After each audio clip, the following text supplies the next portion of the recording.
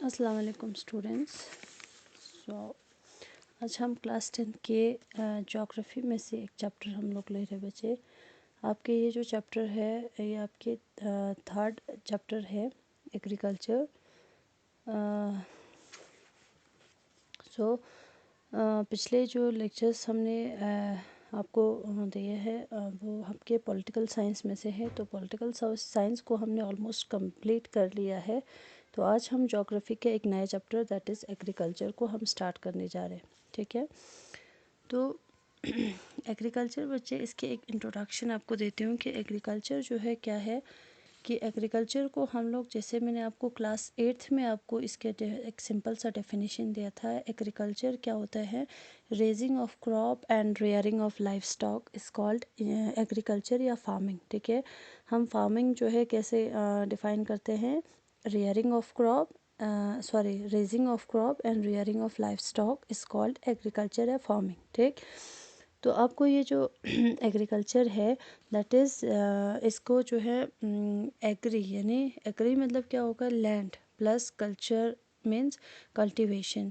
तो एग्रीकल्चर का मीनिंग क्या हुआ, लैंड कल्टीवेशन। ठीक है, लैंड के ऊपर कल्टीवेशन करना। अब आपको पता है कि हमारे जो एग्रीकल्चर है, ठीक है, ये एग्रीकल्चर एंड आवर डिपेंडेंस। ठीक, हम जो है एग्रीकल्चर के ऊपर किस तरह से डिपेंडेंस है, ये सारी चीज़ें आपको मतलब हमें कैसे पता चलेगा। जैसे फॉर एग्जांपल हमारे इंडस्ट्रीज़ है, फूड ग्रेन्स है, ऑक्यूपेशन है, इन सारी चीज़ों से हमें पता चलता है कि हम लोग जो है डायरेक्टली और इनडायरेक्टली एग्रीकल्चर के ऊपर डिपेंड हैं। ठीक, और जैसे कि फॉर एग्ज़ाम्पल हमारे जितने भी इंडस्ट्रीज़ है, वहाँ पे जो रॉ मटेरियल्स की ज़रूरत होती है या जो रॉ मटेरियल्स इंडस्ट्रीज़ में जाती है, कहाँ से, हमारे फार्मिंग सेक्टर से या एग्रीकल्चर सेक्टर से जाती है। ठीक है, तो इसलिए हम ऐसे इंडस्ट्रीज़ को क्या कहेंगे, एग्रो बेस्ड इंडस्ट्रीज़। ठीक, जैसे फॉर एग्ज़ाम्पल हमारे कॉटन, जैसे हम कहेंगे कॉटन जो है, हम कॉटन को ग्रो किए जाते हैं और इसको जो है हम इंडस्ट्रीज़ में एज रॉ मटेरियल इंडस्ट्रीज़ इसको यूज़ करते हैं, यानी इंडस्ट्रीज़ में हम लोग बेचते हैं इसको, फिर इंडस्ट्रीज़ से उस चीज़ का फिनिश्ड गुड बन के आ जाते हैं टू दी मार्केट में। ठीक है, तो ये जो इंडस्ट्रीज़ है, ये जो इंडस्ट्री जो डिपेंड होती है एग्रीकल्चर के ऊपर अपनी जो रॉ मटेरियल्स के लिए, तो ऐसी इंडस्ट्रीज़ को हम क्या कहेंगे, agro based industries. For example यहाँ पे हम और एक एग्रो बेस्ड इंडस्ट्री, जैसे फॉर एग्ज़ाम्पल शुगर केन की अगर हम बात करें, तो शुगर केन भी हम लोग पहले कल्टिवेट करते हैं, फिर इसके बाद इसको इंडस्ट्रीज़ में बेचते हैं। फिर इंडस्ट्रीज़ में ये जो शुगर केन है एज ए रॉ मटेरियल, कुछ इंडस्ट्री के लिए ये एज ए रॉ मटेरियल है, क्योंकि वहाँ पे भी शुगर केन से हम लोग शुगर बनाते हैं। तो शुगर बनाने से पहले ये जो रॉ मटेरियल कहाँ से आते हैं उसको जब हम देखते हैं, तो ये पहले तो एग्रीकल्चर में ग्रो किए जाते हैं, फिर इसके बाद ये इंडस्ट्री के लिए एज ए रॉ मटेरियल हो जाती है, या वहाँ पे as a raw material use किए जाते हैं टू शुगर बनाने के लिए। ठीक, तो इसलिए हम कहेंगे कि जो शुगर केन इंडस्ट्रीज़ है या जो शुगर बनाने की जो इंडस्ट्रीज़ है, उनको भी हम क्या कहेंगे, एग्रो बेस्ड इंडस्ट्रीज़।